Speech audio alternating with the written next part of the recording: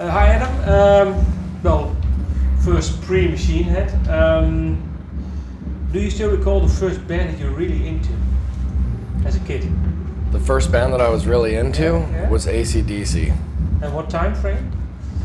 For Those About to Rock was the first record that I ever got, and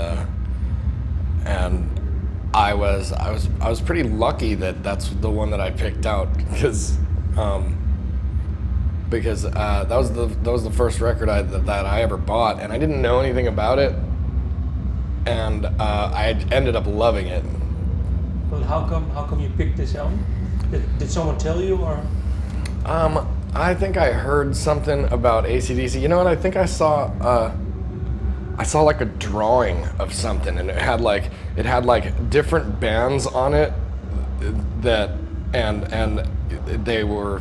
It had a band name under like a stereo system, and there's one band name, and then there was a small stereo system, another band name, and a bigger stereo system.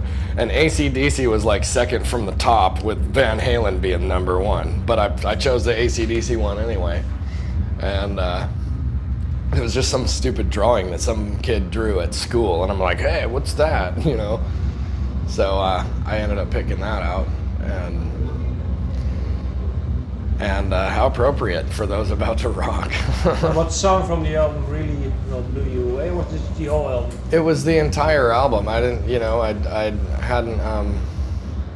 I'd heard stuff before that, like Foreigner and like Journey and stuff, and it wasn't that really hard kind of guitar oriented music, and it just had mountains of attitude.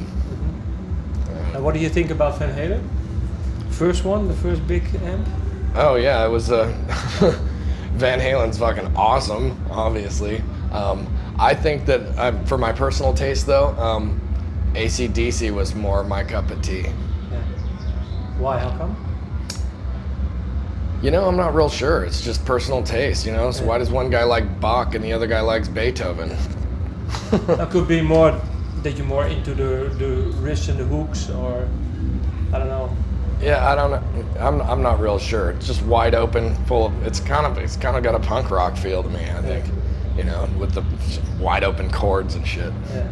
And where did you? Well, first album, AC/DC.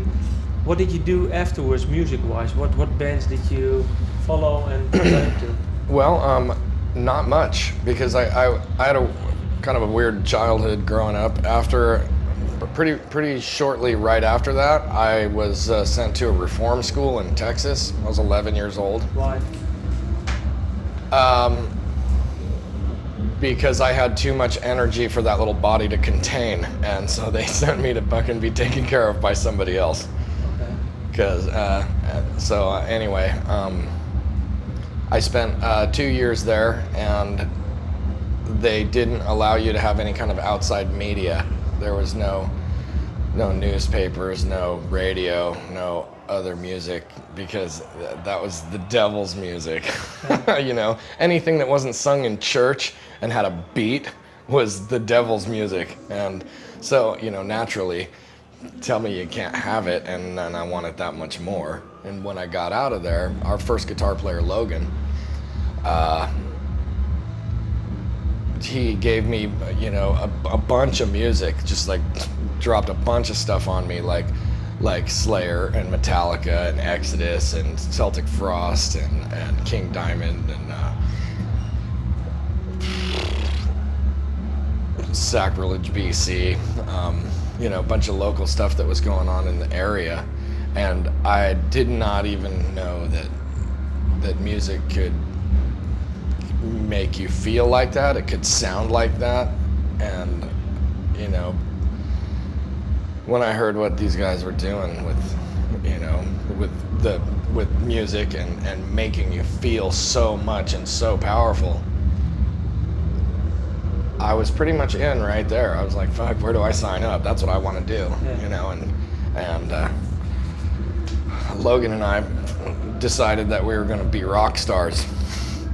It's kind of Bill and Ted like, because we fucking decided that, and then just we're gonna be rock stars. We're gonna be rock stars. And then like a year later, we think, oh well, you know what? If we're gonna do that, we probably should learn how to play.